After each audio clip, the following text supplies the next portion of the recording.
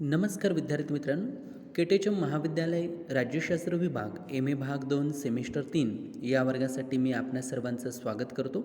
विद्यार्थी मित्रांनो, भारतीय प्रशासन संरचना आणि संघटन या विषयाच्या अंतर्गत भारतीय सनदी सेवा या प्रकरण क्रमांक 4 याची आपण चर्चा करत आहोत आणि त्यामध्ये मागील काही भागांपासून आपण भारतीय सनदी सेवांचा उगम, त्यांची वैशिष्ट्ये, भारतीय सनदी सेवांचं वर्गीकरण आणि ह्या सनदी सेवांच्या भरतीसाठी जो लोकसेवा आयोग निर्माण केलेले आहेत घटनात्मकरित्या, त्याची आपण काही माहिती बघत होतो. विद्यार्थी मित्रांनो, भारतातील ज्या सनदी सेवा आहेत, मग त्यामध्ये भारतीय प्रशासकीय सेवा, केंद्रीय सेवा आणि राज्यसेवा या तीनही सनदी सेवांमधील सेवकांची भरती ही लोकसेवा आयोगाच्या मार्फत केली जाते. सनदी सेवकांच्या भरतीसाठी लोकसेवा आयोगाची स्थापना करण्यात आलेली आपल्याला दिसून येते.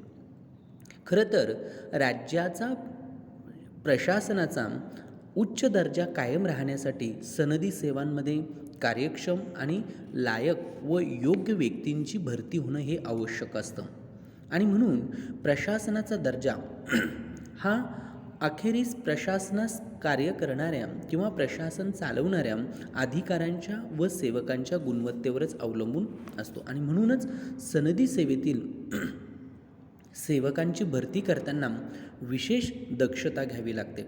सनदी सेवकांच्या भरतीचे अधिकार राजकीय नेत्यांना किंवा राजकारणी व्यक्तींच्या हाती सोपवण्यात आले तर भरती करताना पक्षपात किंवा वशिलेबाजी होण्याची शक्यता आपल्याला नाकारता येत नाही आणि म्हणून तसं जर झालं तर राज्याच्या प्रशासनाचा दर्जा, त्याची कार्यक्षमता ढासळायला विलंब लागणार नाही आणि मग हा धोका टाळण्यासाठी सनदी सेवकांच्या भरतीचे कार्य एखाद्या स्वतंत्र आणि निपक्षपाती यंत्रणेवर सोपवण्याचं काम घटनाकारांना केलेलं आपल्याला दिसून येतं आणि त्या उद्देशातून त्यांनी ही जबाबदारीतून लोकसेवा आयोगाची निर्मिती केलेली दिसून येते. म्हणजे सनदी सेवकांच्या भरतीसाठी लोकसेवा आयोगाची तरतूद ही घटनात्मकरित्या आहेत हे आपल्याला लक्षात येतं. भारतीय संविधानाच्या घटना कलम 315 अंतर्गत लोकसेवा आयोग, राज्य लोकसेवा आयोग आणि संयुक्त लोकसेवा आयोग अशा 3 प्रकारच्या लोकसेवा आयोगांची तरतूद आपल्याला केलेली दिसून येते. साधारणतः भारतात सर्वप्रथम 1919च्या मॉन्टेग्यू चेम्स्फोर्ड कायद्यामध्ये, त्यानंतर 1935च्या भारत सरकारविषयक कायद्यामध्ये यामध्ये लोकसेवा आयोगांची तरतूद करण्यात आलेली आपल्याला दिसून येते. त्या संदर्भात शिफारशी ह्या कायद्यांमध्ये होत्या आणि मग स्वतंत्रोत्तर भारताने घटनात्मकरित्या ह्या आयोगाची निर्मिती घटनेच्या कलम 315 अंतर्गत आपल्याला केलेली दिसून येते. विद्यार्थी मित्रांनो, यामध्ये 3 महत्त्वपूर्ण जे आयोग आहेत तो म्हणजे केंद्रीय लोकसेवा आयोग, राज्य लोकसेवा आयोग आणि संयुक्त लोकसेवा आयोग. यापैकी आपण केंद्रीय लोकसेवा आयोग आणि राज्य लोकसेवा आयोग यांची रचना, त्यांची कार्य या संदर्भात मागील भागात चर्चा केलेली आहे. विद्यार्थी मित्रांनो, आजच्या भागामध्ये आपण संयुक्त लोकसेवा आयोग जो आहे त्या संदर्भात चर्चा करणार आहोत. खरं तर भारतीय राज्यघटनेने 2 किंवा अधिक घटक राज्यांसाठी संयुक्त लोकसेवा आयोगाच्या स्थापनेची तरतूद केलेली आहे. भारतीय संघ राज्यातील 2 किंवा अधिक घटक राज्यांच्या कायदेमंडळांनी म्हणजे त्या राज्यांच्या विधिमंडळांनी आपल्यासाठी संयुक्त लोकसेवा आयोगाची स्थापना करावी अशा प्रकारचा ठराव संमत त्यांच्या त्या घटक राज्याच्या विधिमंडळात जर केला आणि तो ठराव भारताच्या कायदेमंडळाकडे म्हणजे संसदेकडे जर पाठवला तर त्या संबंधित राज्यांसाठी भारतीय संसद कायदा करून संयुक्त लोकसेवा आयोगाची स्थापना करू शकते. मग आता या संयुक्त लोकसेवा आयोगाची रचना कशी असते तर सर्वसाधारण आपल्याला घटक राज्याचा जो राज्य लोकसेवा आयोग आहे त्याच्या रचनेप्रमाणेच याची रचना असल्याचं दिसून येतं. आपण त्याविषयी थोडक्यात माहिती घेऊया. यामध्ये संयुक्त लोकसेवा आयोगाचा एक अध्यक्ष आणि इतर सदस्य असतात ज्यांची नियुक्ती ही राष्ट्रपतींकडून केली जाते. त्याचबरोबर या आयोगातील सदस्यांची संख्या, त्यांच्या सेवा शर्ती ठरवण्याचा अधिकार देखील हा राष्ट्रपतींनाच देण्यात आलेला दिसून येतो.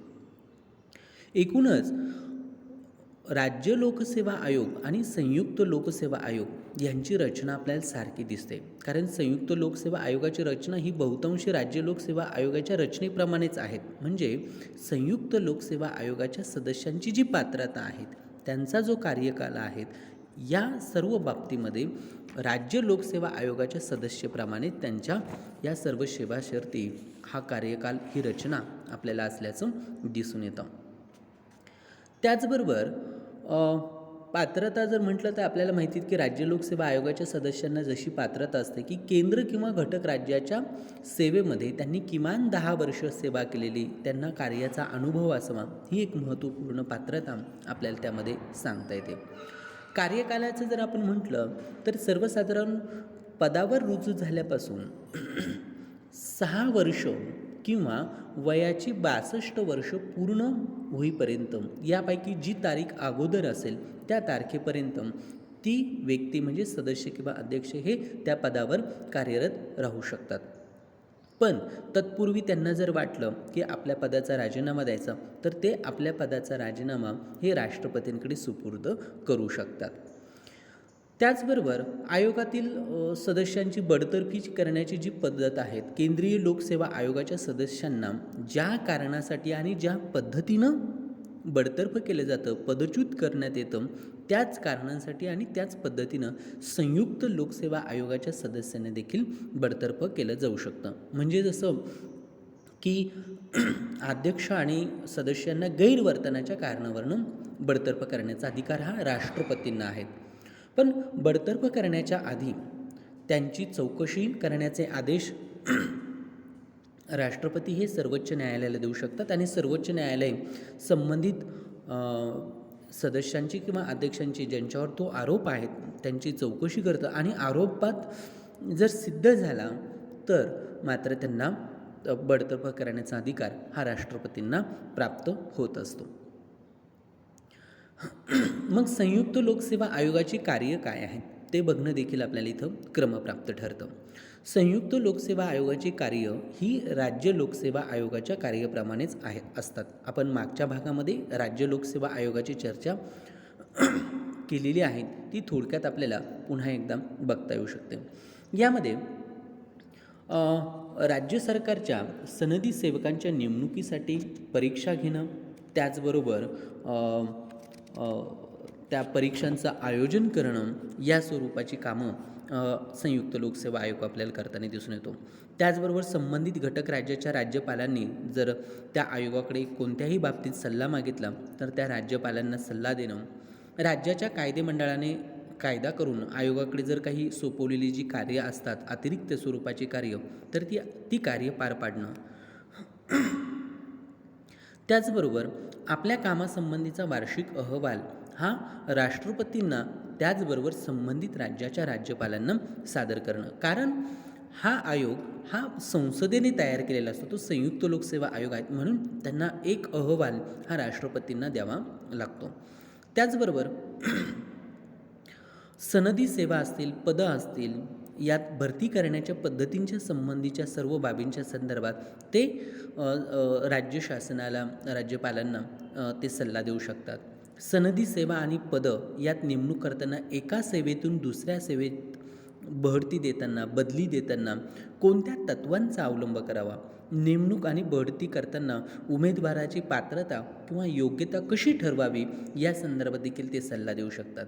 त्याचबरोबर राज्य सरकारच्या सेवेत कार्यरत असलेल्या सेवकांच्या शिस्तविषयक ज्या बाबी असतात त्या बाबींसंबंधीसुद्धा ते सल्ला देऊ शकतात राज्य शासनाला आणि राज्यपालांना. त्याचबरोबर राज्य सरकारच्या सनदी सेवेत काम करीत असलेल्या कर्मचाऱ्याने आपले कर्तव्य बजावित असताना केलेल्या कृतीबाबत जर त्याच्या विरुद्ध न्यायालयात खटला भरला गेला असेल आणि त्या खटल्याचा खर्च राज्याच्या संचित निधीतून केला जावा अशी जर त्या व्यक्तीने, त्या कर्मचाऱ्याने मागणी केलेली असेल तर त्या संबंधी त्याच्या मागणीच्या बाबत काय विचार करावा, या संदर्भातसुद्धा ते राज्य सरकारला सल्ला देऊ शकतात. त्याचबरोबर राज्य सरकारच्या सनदी सेवेमध्ये काम करीत असलेल्या एखाद्या कर्मचाऱ्याला आपले कर्तव्य बजावत असताना इजा झाली असेल आणि त्याने त्यासाठी निवृत्ती वेतनाची जर मागणी केलेली असेल तर त्याच्या मागणीबाबत संबंधित त्याला द्यावायची जी रक्कम असते त्या संदर्भात राज्य सरकारला सल्ला देणं. या स्वरूपाची कार्य आपल्याला सांगता येतात. ही सर्व कार्य संयुक्त लोकसेवा आयोग ही राज्य लोकसेवा आयोगाप्रमाणेच पार पाडत असतो, हे आपल्याला त्याच्यामधनं दिसून येतं. विद्यार्थी मित्रांनो, मग आपण आत्तापर्यंत केंद्रीय लोकसेवा आयोग, राज्य लोकसेवा आयोग आणि संयुक्त लोकसेवा आयोग या तीनही आयोगांची जे सनदी सेवांची भरती करण्यासाठी हे घटनात्मकदृष्ट्या निर्माण केलेले आयोग आपल्याला सांगता येतात. आणि ह्या तीनही आयोगांची रचना, कार्य याविषयी आपण माहिती जाणून घेतली. मग ह्या लोकसेवा आयोगांच्या कार्याचं जर आपल्याला परीक्षण करायचं असेल, त्याची उपयुक्तता काय राहिलेली, त्याचं महत्त्व काय राहिलेले आहेत, ते देखील आपल्याला चर्चा त्यावर करता येऊ शकते. सर्वसाधारण आपल्याला एक गोष्ट ह्या सर्व चर्चेवरनं लक्षात येते की आयोगांची जी भूमिका असते ती विधायक स्वरूपाची भूमिका असते. कारण मुळात लोकसेवा आयोगाची स्थापना करताना सुरुवातीला नकारात्मक स्वरूपाची भूमिका पार पाडण्याच्या उद्देशानंच ह्या लोकसेवा आयोगाची स्थापना करण्यात आलेली होती. नकारात्मक स्वरूपाची भूमिका म्हणजे काय, तर अपात्र व वाईट प्रवृत्तीच्या जे लोक असतात ह्या लोकांना सार्वजनिक सेवेच्या बाहेर ठेवणं हे ह्या आयोगाचं मुख्य कार्य होतं. परंतु पुढील काळात लोकसेवा आयोगाची भूमिका ही अधिक विधायक स्वरूपाची होत गेली आणि नकारात्मक भूमिकेच्या पलीकडे जाऊन विधायक भूमिका आयोगाची आपल्याला असल्याची दिसून येते. म्हणजे अपात्र व वाईट प्रवृत्तीच्या व्यक्तींना सार्वजनिक सेवेच्या बाहेर ठेवण्याबरोबरच चांगल्या व्यक्तींना या सेवेकडे आकृष्ट करून घेण्याच्या प्रयत्नात त्यांच्याकडून आपल्याला सुरू झाल्याचं दिसून येतो. म्हणजे एक प्रकारे प्रज्ञावंत सक्षम स्वरूपाच्या ज्या व्यक्ती आहेत ह्या व्यक्तींचा शोध घेणं त्यांचं या आयोगाचं उद्दिष्ट बनलं. लोकसेवा आयोगांनी अंगीकारलेल्या या भूमिकेमुळे सनदी सेवांची जी गुणवत्ता आहे ती गुणवत्ता उंचावण्यास निश्चित आपल्याला मदत झालेली दिसून येते. आपल्यापैकी बऱ्याच विद्यार्थ्यांना माहिती असेल की जेव्हा आपण आयोगाची परीक्षा देतो तर त्या वेगवेगळ्या टप्प्यांवरती असतात, ज्याच्या आपण मागील 1-2 भागापूर्वी चर्चा देखील केलेली आहे की ज्यामध्ये प्राथमिक परीक्षा होते, पूर्वपरीक्षा, मुख्य परीक्षा होते, त्यानंतर मुलाखत होते. म्हणजे अशा प्रकारे एक सक्षम व्यक्तींचा, प्रज्ञावंत व्यक्तींचा शोध घेणं हे आयोग महत्त्वपूर्ण कार्य बजावतात आणि त्यामुळे काय होतं की सनदी सेवांच्या गुणवत्ता उंचावण्यास मदत होताना आपल्याला दिसून येते. दुसरे एक महत्त्वपूर्ण ह्या सर्व चर्चेवरनं लोकसेवा आयोगांच्या चर्चेवरनं आपल्याला सांगता येतं की आयोगाची जी भूमिका आहे ही सल्लादायी स्वरूपाची, सल्लागार स्वरूपाची भूमिका असल्याचं दिसतं. म्हणजे आपण जी चर्चा केलेली आहे की भारतीय लोकसेवा आयोगांचं जे स्वरूप आहेत, मग ते राज्य लोकसेवा आयोग असेल, केंद्रीय लोकसेवा आयोग असेल किंवा अगदी संयुक्त लोकसेवा आयोग असेल, ह्या आयोगांचं स्वरूप हे सल्लागार समित्या जशा असतात त्या समित्यांसारखं आहेत. म्हणजे लोकसेवा आयोगाच्या शिफारशी सरकारवर बंधनकारक नसतात. अशा प्रकारची व्यवस्था करण्याचं कारण असं आहे की आपल्या राज्यघटनेनं संसदीय शासन पद्धतीचा स्वीकार केलेला आहे आणि या पद्धतीत देशाचे प्रशासन चालवण्याची जबाबदारी ही मुख्यतः संसदेला उत्तरदायी असलेलं जे मंत्रिमंडळ असतं त्या मंत्रिमंडळावर सोपवण्यात आलेली आहेत. म्हणजे मंत्रिमंडळाला आपण कार्यकारी मंडळ असं देखील म्हणतो. म्हणून प्रशासन चालवणं, कायद्यांची अंमलबजावणी करणं हे खरं तर मंत्रिमंडळावर सोपवलेली जबाबदारी असते. म्हणजे कोणत्या संसदीय शासन व्यवस्थेमध्ये. आणि म्हणूनच मंत्रिमंडळाचं संसदेप्रती असलेलं उत्तरदायित्व हे या पद्धतीचं सर्वात महत्त्वपूर्ण असलेलं वैशिष्ट्य समजलं जातं. तेव्हा मंत्रिमंडळ आपल्या प्रत्येक कृतीसाठी संसदेला उत्तरदायी असल्यानं लोकसेवा आयोगासारखा आणखीन एखाद्या मंडळाच्या सूचना किंवा शिफारशी स्वीकारण्याचं बंधन मंत्रिमंडळावर घालणं हे संयुक्तिक ठरलं नसतं. आणि तसं जर केलं असतं तर मग दोघांमध्ये संघर्ष निर्माण झाला असता. म्हणून संसदीय पद्धतीच्या तत्वाशी ते सुसंगत ठरलेलं नसतं. म्हणून लोकसेवा आयोग हे सल्लागार स्वरूपाची भूमिका आपल्याला पार पाडताना दिसतं. खरी जबाबदारी ही कार्यकारी यंत्रणेची असल्याचे दिसून येतं. म्हणजे उदाहरण जर सांगायचं ठरलं तर जेव्हा एखाद्या प्रशासकीय खात्याच्या संदर्भामध्ये काही अपयश येतं, काही घटना घडतात, समजा रेल्वे खात्याच्या संदर्भात रेल्वेचा कुठे अपघात झाला किंवा काही अडचणी निर्माण झाल्या, तर याची जबाबदारी ही संबंधित खात्याच्या मंत्र्याने स्वीकारायची असते आणि आपल्याला माहिती आहे की हे स्वीकारलं जातं. म्हणजे एक प्रकारचं संसदीय शासनाच्या पद्धतीमध्ये मंत्रिमंडळ हे कार्यकारी यंत्रणेचे सर्वोच्च प्रमुख असतात. प्रशासन मात्र ही प्रत्यक्ष अंमलबजावणी करणारी यंत्रणा आपल्याला असल्यास दिसून येतं आणि त्या दृष्टीनं लोकसेवा आयोगाच्या शिफारशी ह्या सरकारवरती बंधनकारक नसतात. पण असं जरी असलं तरी बहुतांश भारतामध्ये एक गोष्ट चांगली आहे की लोकसेवा आयोगाच्या शिफारशी या सरकार बऱ्याच वेळेस स्वीकारताना आपल्याला दिसून येतं, कारण प्रशासकीय कार्यक्षमता गुणवत्ता वाढवण्याच्या दृष्टिकोनातून त्यांच्या शिफारशींना एक प्रकारचं महत्त्व प्राप्त झालेलं असतं. तिसरी एक महत्त्वपूर्ण गोष्ट या चर्चेवरून आपल्या लक्षात येते ती म्हणजे की आयोगाला प्राप्त झालेला जो घटनात्मक दर्जा आहेत त्याचं घटनात्मक संविधानात्मक जे स्थान आहेत ते आपल्याला सांगता येतं. म्हणजे भारतातील लोकसेवा आयोगाचं स्वरूप हे सल्लागार समित्यांप्रमाणे असलं तरी देखील त्याचा जो प्रभाव आहे तो इंग्लंड किंवा अमेरिकेमध्ये अशा स्वरूपाचे जे रिक्रुटमेंट कमिशन जे असतात, भरती संदर्भात जे आयोग असतात लोकसेवा आयोगासारखे, ह्या आयोगांपेक्षा भारताच्या लोकसेवा आयोगाचा प्रभाव जो आहे तो बराच मोठा आपल्याला असल्याचं दिसून येतो इंग्लंड आणि अमेरिकेच्या तुलनेमध्ये. म्हणजे ती सल्लागार स्वरूपाची यंत्रणा जरी असली तरी त्याचं प्रभाव मात्र महत्त्व आहे. आता त्याचं कारण काय आहे तर आपल्या राज्यघटनेतच ह्या आयोगाच्या स्थापनेची तरतूद करण्यात आलेली दिसून येते. म्हणजे लोकसेवा आयोगाला घटनात्मक दर्जा प्राप्त झालेला आहे. राज्यघटनेने स्थापन केलेल्या प्रत्येक संस्थेला संघटनेला किंवा मंडळाला एक प्रकारचं पावित्र्य प्राप्त होत असतं आणि तसं ते लोकसेवा आयोगालाही प्राप्त झालेलं आपल्याला दिसून येतं. आणि म्हणून आपल्या राज्यघटनेनेही आयोगाला त्याचं निपक्षपातीपणे आणि स्वतंत्रपणे त्याचं कार्य त्याला करता यावं, हे शक्य व्हावं या दृष्टिकोनातून आवश्यक त्या सर्व तरतुदी करून ठेवलेल्या आपल्याला दिसून येतात घटनाकारांनी.